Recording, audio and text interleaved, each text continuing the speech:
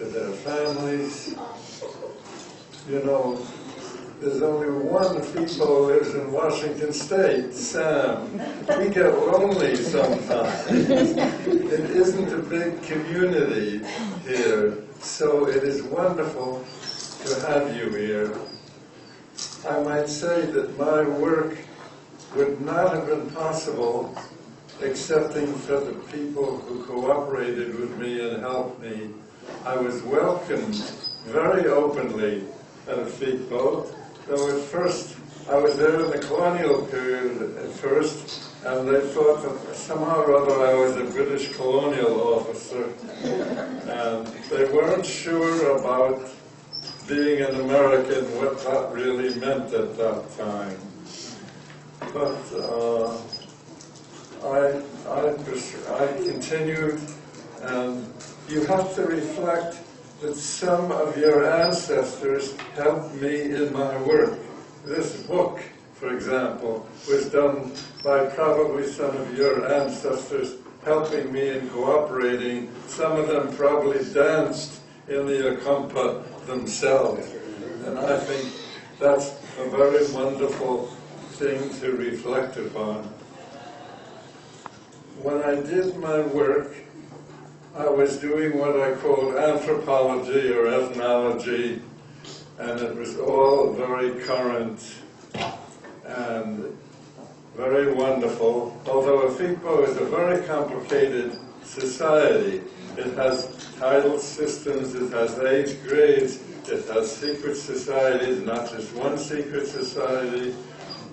It's really a combination of two cultures put together, which the Igbo side has come to dominate. And what was I going to say?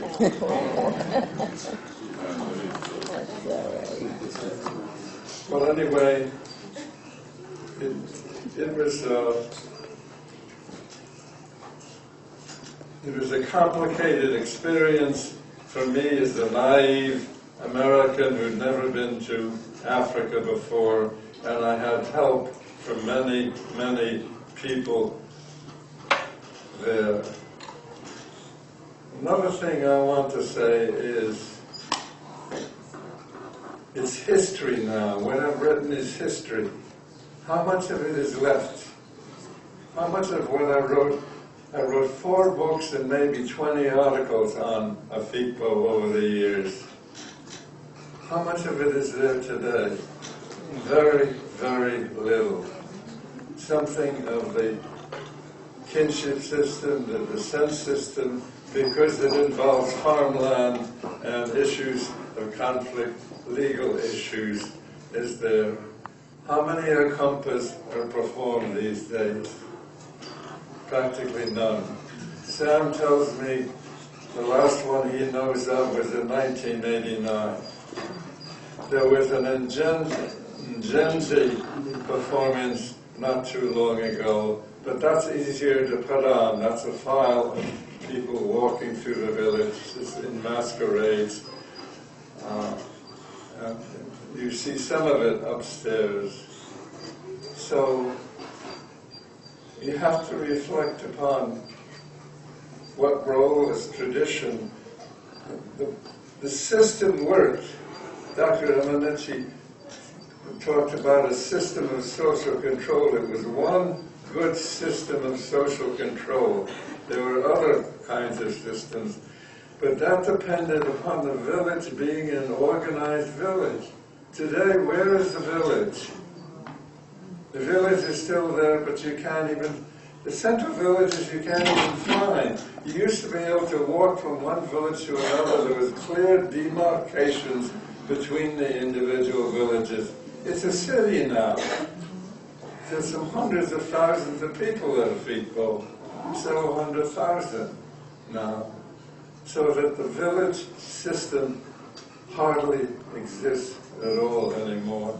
It's still there. People identify very strongly with it. They identify with their families there. They identify with other village fellows, but it doesn't exist. Finally, who is doing I did this research. How much research has been done on Afikpo since I was there?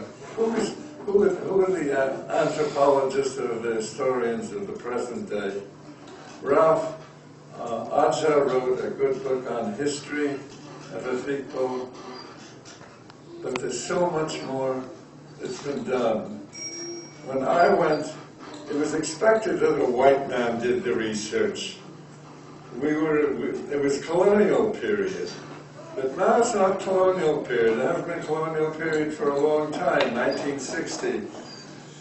We're the scholars studying the sociology of Afikpo, studying the problems of life, some of the conflicts that you mentioned and issues. There are few, but very few. And I urge people to do this. Thank you very much. I want to thank Sam Aram, I want to thank Pam McCluskey, and many others who made this wondrous, for me, event possible. And enjoy the rest of your stay. I plan to be at the dance tomorrow night, but I don't promise to dance.